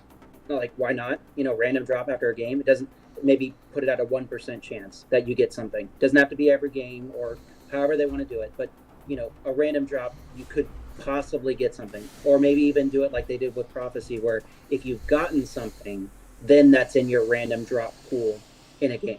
So if you've already unlocked the arms, maybe you can get the arms again. You already unlocked the auto, maybe you can get the auto rifle, something like that. But then, what about shaders? Why don't we have shaders? Mm-hmm. Why don't we have emblems? Like you mentioned, the scarab. That was probably my favorite trials emblem, if not one of my favorite trials, or emblems in all of D1 in general. I love that emblem. Mm-hmm. And I mean, let's be honest. The whole point is to flex, right? That's kind of the idea. And I mean, what about the glows? Whatever happened to the glows, man? Yeah. All we got is just the one currently. We used to have one for strikes and nightfalls. Chroma. Yeah. The chroma. I mean, that was awesome. And again, I mean, we even had a taken chroma. Why aren't we tapping into a stasis chroma or whatever it is? But throw those things in the playlist that you're trying to get people to play, and people will play it. If there's loot, if you build it, they will come type deal. Yes. Full 1080p ETE. By the way, bud, I love your picture. Mark Hamill's take on the Batman animated series Joker basically shaped my life in childhood, at least. But what he says, give us a lot more tokens or allow us to pick our award. If we can pick the shotgun or auto rifle specifically, let us at least pick kinetic, energy, or power weapon to narrow the pool. I like that. It is part of this. Yes, it is part of this Deep Stone Crypt reward picking selection, and almost I feel like it's a lot of what they've already implemented. Remember this time last year in Season of the Dawn when we were utilizing the sundial. I loved the sundial. I wasn't worried about getting my heavy weapon pinnacle that season because I had the sundial, and I liked being rewarded for that, even though the sundial event was super easy and it really didn't take a lot of effort to finish or complete, even on the grander scale of the higher difficulty.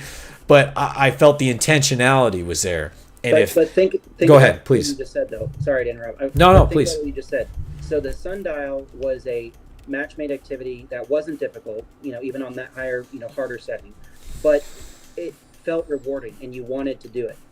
You're playing something like Trials, which chances are going to be playing some pretty rough games overall. Why not make you want to feel like you want to play it? I mean, when I played Sundial, it was fun, why not? If I know that I can do this, mindless activity and get what I need out of it or what I want to go after out of it, but yet you have a pinnacle activity and that doesn't have any kind of a system like that, and it's so much harder to get loot with sunsetting and everything else on top of it. It's just like, why are we doing this to ourselves? Like we have all of these systems, the spoils, sundial, that work. Why aren't we tapping into that? It's a great question, Jay. What do you think? What Dave just said, and even what full 1080p in his comment about giving that intentionality with Trials, would it be too much of a rich get richer scenario, or giving that intentionality would almost broaden the spectrum of entry with people be like, man, now I feel like if I actually do this, it's worth my time. Yeah, and the thing is, Bungie has been doing this type of system for years, but it's just been different components. So you mentioned sundial, to where you can make sure that your heavy was pinnacle that week, or last season we had the prismatic recaster, where if you would have focused your umbral, it could have been 1 or 2 weapons.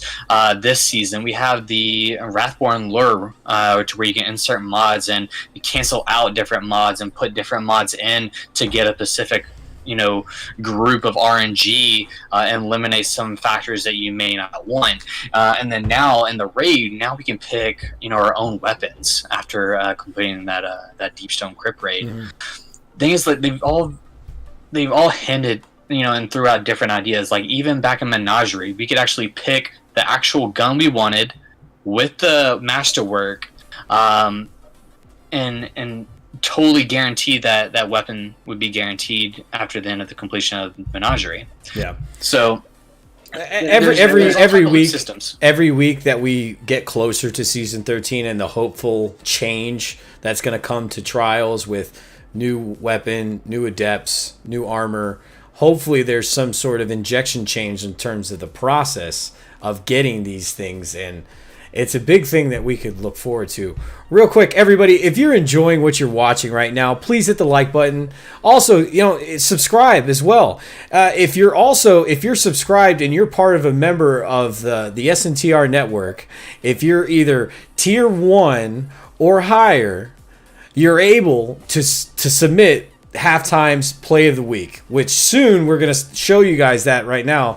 I got a buddy on Xbox who sent me a wicked clip of what he was doing as a Titan and some shotgun play.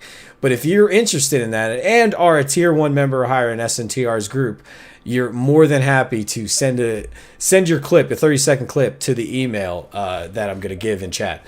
As well, if you're a VIP or higher and you think coming on and tell me about your experience getting to know you and almost advertise yourself to everyone watching to let them know that, hey, I'm over here, I'm playing on this, come say, hey, I'd love to have you on. I'd love to hear your opinion, just like Dave, just like my buddy Total Alpha's on here right now. I'd like to expand this community, because if you are playing at least a little bit of Trials, you have an opinion. It matters. I want to know about it. I want other people to know about it. Not everyone's going to agree with me. Not everyone's going to disagree with them. But everyone here at least be somewhat heard and vocal to a bigger audience. So let me get into exactly where I feel that I can give a little bit of my insight of terms of my success this week of opening up on this particular side. So as you can see, if you load up and you spawn on this side, a big thing that I've done, I've just copped right here, peeked in this little area right here. If they contest, you got a small window that they got to peek through. The real good guys, they will get you. So be quick. Be quick, line up your shot. It takes some practice, of course, muscle memory. It obviously helps. But if I don't see anybody come out on this catwalk to either contest that snipe, let's say they jump across right there. Big thing I do, I'll line up my shot, shoulder width. If they're running out of there, I'll pop them. It happens more times than I can remember that. I'll stop someone just right in their tracks. And even on the slide, about like right there. Just get it about what you think is about shoulder length to a Guardian, about crouching. You line that up right, fit to where you're comfortable. If they're really good, they're going to be sliding out of there fast. So, you're going to have to line up your shot pretty quickly, especially if they foreshadow they're going out that door. Typically, most Guardians in a hurry, they're going to hop. They're going to hop over that box just like that, and then you could just get right here to line up your shot. If I got no shot, I'll move over and just get left, because typically the Guardians that spawn over on that side, they'll want to hold this area. You got the point right here. So a big thing that I do to as a team as well, I'll try to communicate. First, if I want to be sure that no one's sniping at the end of this hall, I'll hug this wall. I'll hug this wall all the way, and I will basically just scope walk it until I see someone that is sniping.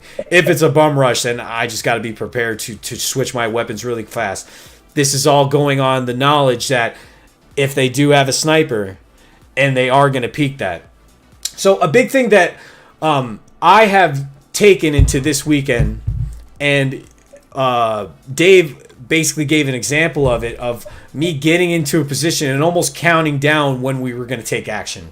Like I said, a lot of Guardians will hold this area, and if all three of you are on the other side, it's you only got one area to look at.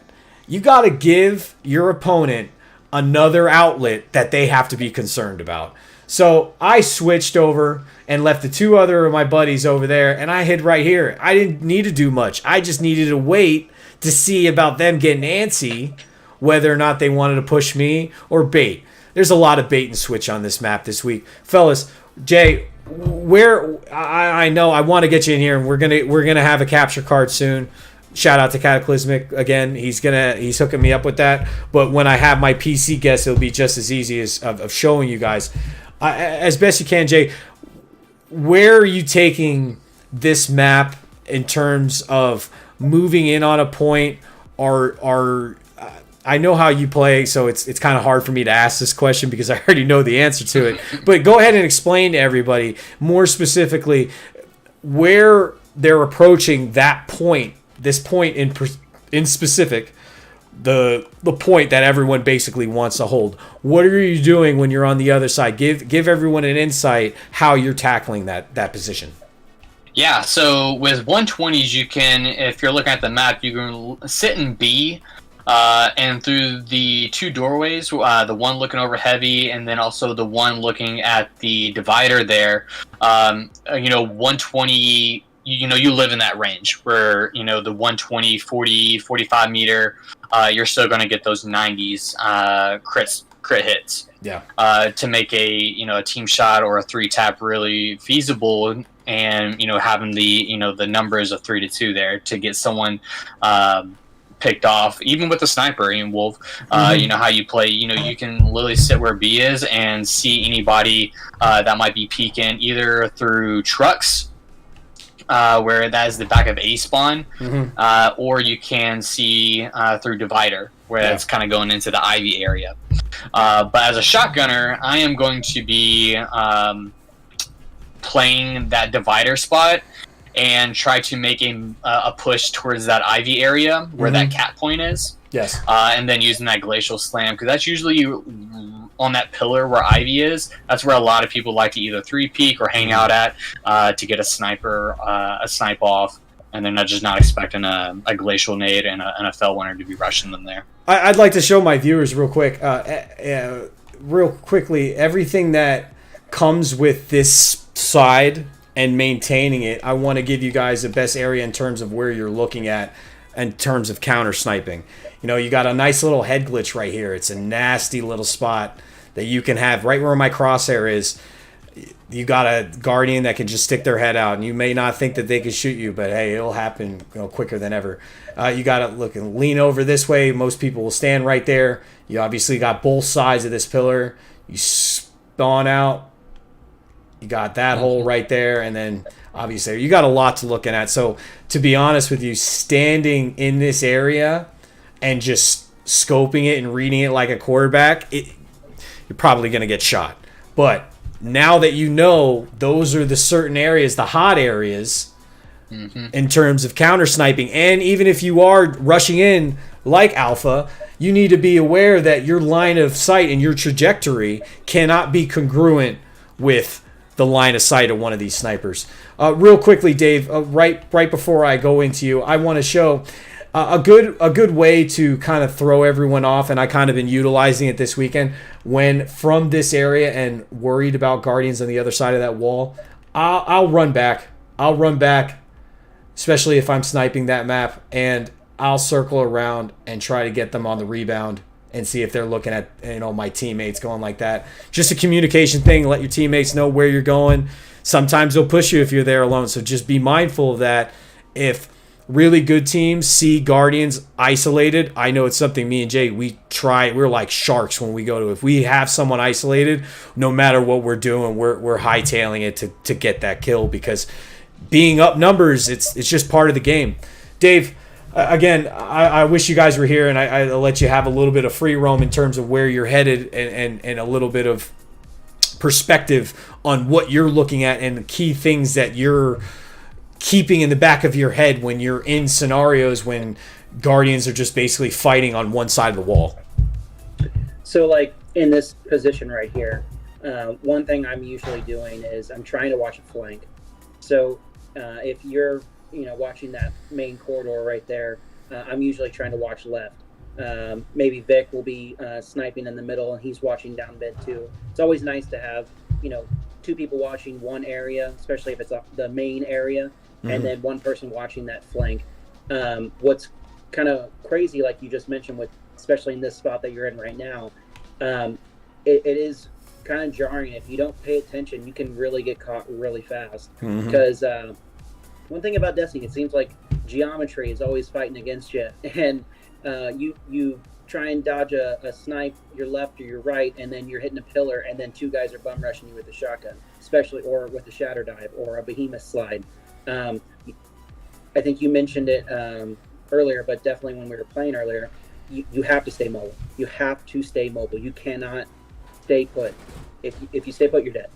And I know there were several call-outs that the three of us did. If we saw someone isolated, that's where we're going. Because if you can get that pick, that's the main thing that you want. You already have. It's a numbers game. So if you have that advantage, anything that helps, that's what you want to do. Yes. I know for me as a player, especially if I'm not playing Trials every weekend and I'm getting back into that mindset of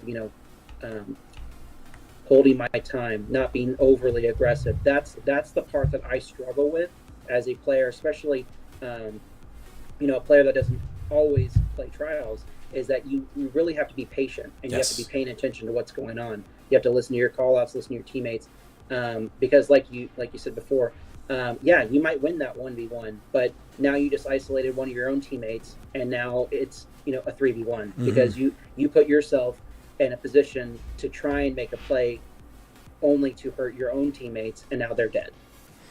Those are great points, and really what I've wanted to echo on this show, that I've met pretty much everyone since when I transitioned from PC because of how gruesome it was to go flawless in LFG on there, and I started to, and cheating, anti-cheat is still a problem. They still need to fix it. Yeah, I know. But when I went to Xbox and I met the people that I met doing LFG, it showed me that it is possible to go out there and find people and not be the quote-unquote best or sitting at a 1.8 or a 2. I've built my KD by playing with these individuals and getting better in the process.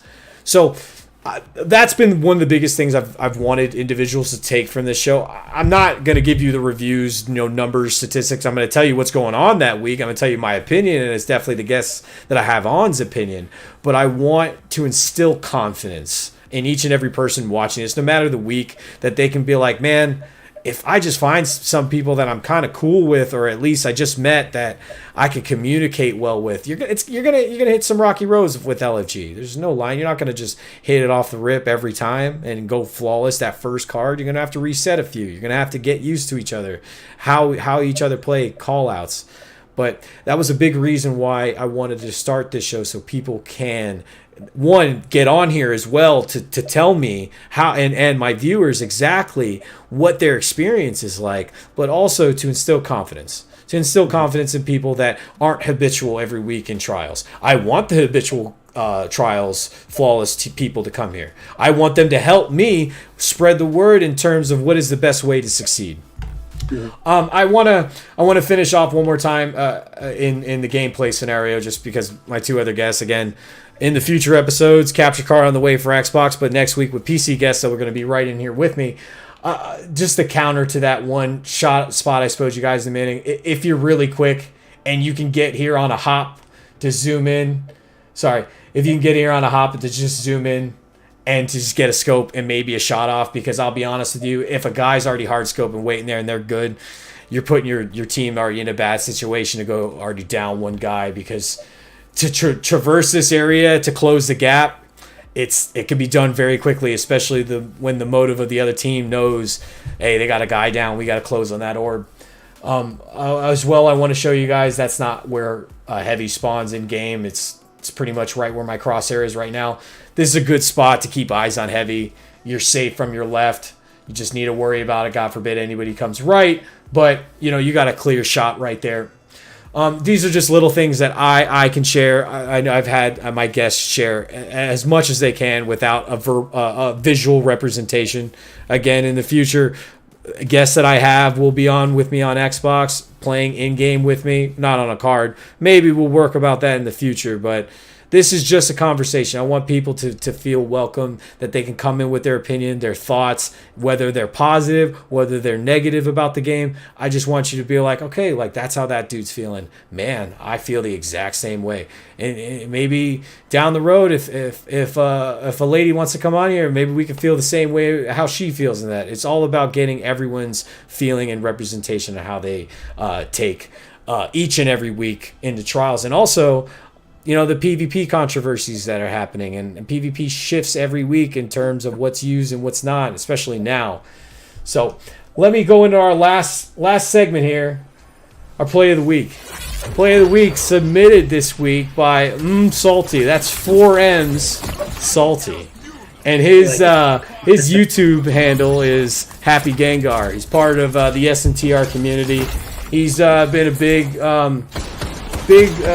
helpful and appreciative I'm very appreciative of his comments. He's been one of those people that have messaged me on Xbox, and along with the individuals that messaged me on Steam, just saying that they like the show, they like my presence. I'm very humbled by that, and hopefully I can bring people on this show and almost give them the same spotlight I was given. I'm really all about paying it forward, but also I want to utilize my time on here to give back. I want to give back in terms of information that maybe not everyone knows, and even give an outlet for people that may even know more than me, an outlet for them to come in here and share their experience as well.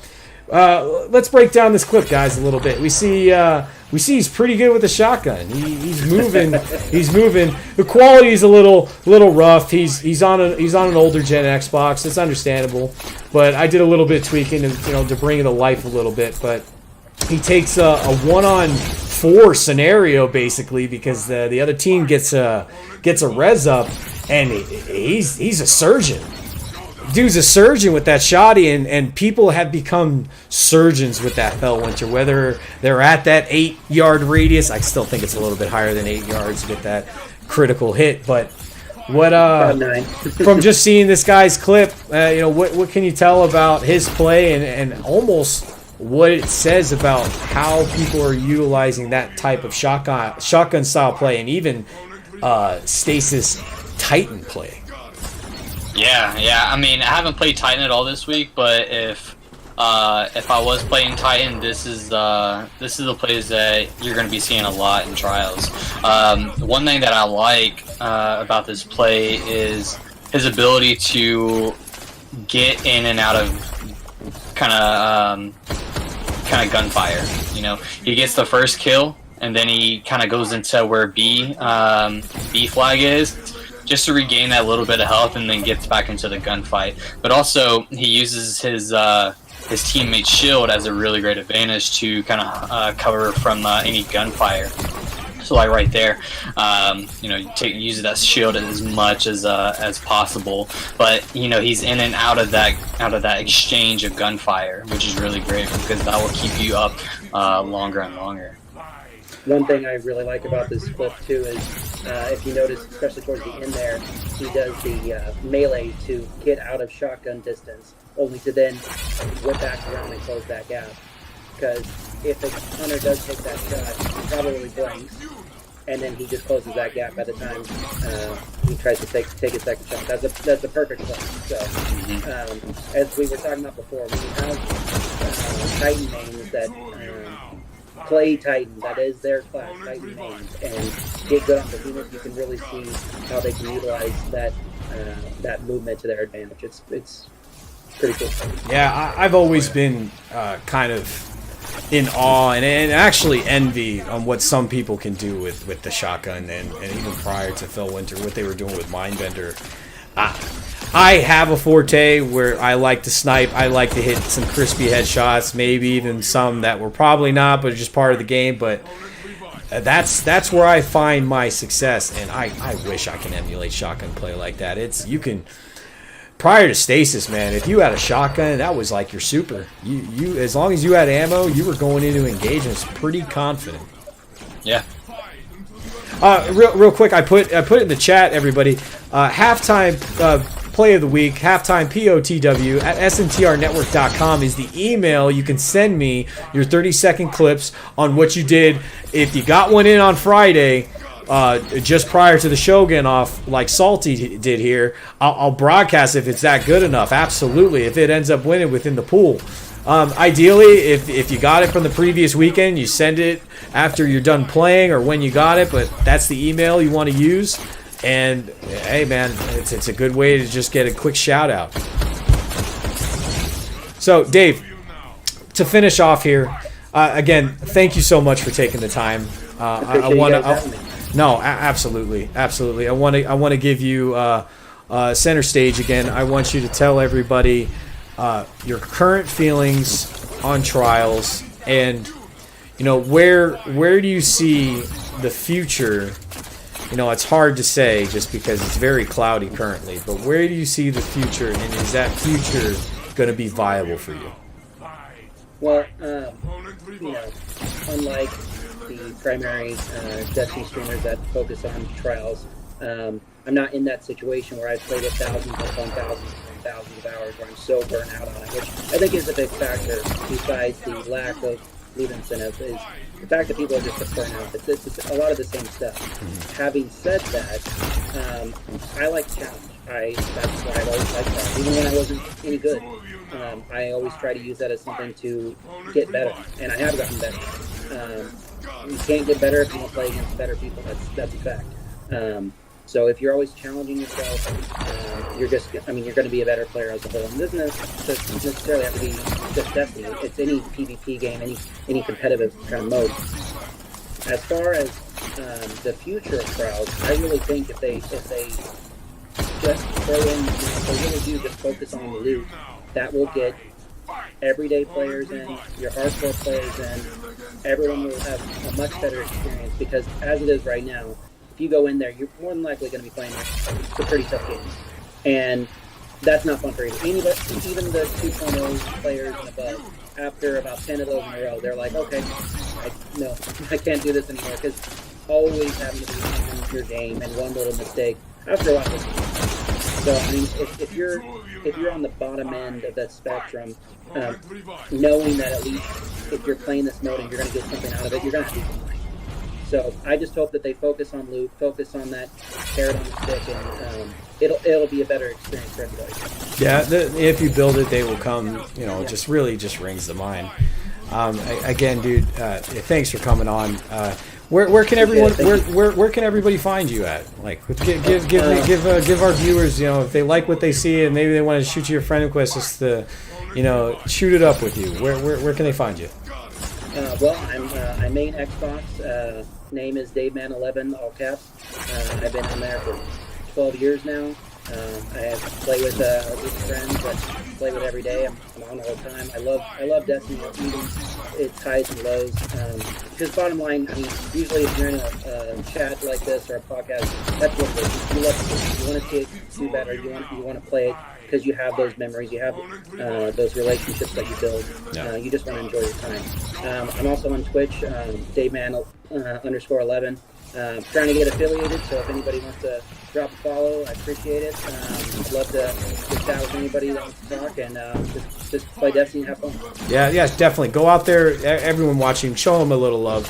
And this guy, show this guy Total Alpha a little love as well. It's his second episode on. It's our second episode of the show. He's been doing me a really big solid by being a part of it. I really appreciate what you've done for me so far by your insight. I know you hate stasis, and I like that that's a conversation that we can take onto here and almost expand it by incorporating our viewers. But Jay, what do you think the future is going to hold in season 13 and even with Trials? And is it going to be viable for you too? Yeah, I think you'll still see me, in Trials every weekend. But what I was thinking, it just needs to be more incentive for casuals. Like, it needs to be more inviting. Like, right now with the, I think we talked about the whole podcast, the loot and the rewards, it just doesn't feel, as a casual to go in there and grind, 100, 120 games a weekend. So, but I think Bungie will shed some light and we'll put a little bit more focus on the reward system within PvP. I wouldn't say it's going to happen next month or 2 months from now. I think this is something that they're going to be able to have to kind of build off of and kind of snowball with. I think it's just going to get better and better. First one with rewards, and then those probably start adding some more and more stuff onto it. Maybe some new exclusive maps that are only in Trials or that you will only see in Trials. That'd be really cool to see. Just a map and rotation that you only see for maybe 3 or 4 days out of the week. But yeah, man, like I always say, if you want to find me, I'm probably where Wolverine is. So let everyone know. Let everyone know how can they find you? Where can they watch you? You've been doing some really cool artwork with your whole setting, your whole logo, and I want people to, along with yourself and any guest that comes on here, to get that spotlight, just to have someone be like, hey, I watched you on Trials halftime, let's play together sometime, or let me watch you, whatever the case would be. Where can everyone find you? Oh yeah, I'm on Xbox, Total Alpha, just like how it is on display there on the podcast. But also trying to grow my Twitch channel as well, Total Alpha TTV. I'm trying to get affiliated as well. So, but also probably after the stream, I will probably be tuning over to Twitch to broadcast some Trials cards. So if you want to kind of watch some in the moment gameplay, I'll be over there. And feel free to message me, with any questions that you may have, and I'm always there. I'm always on console.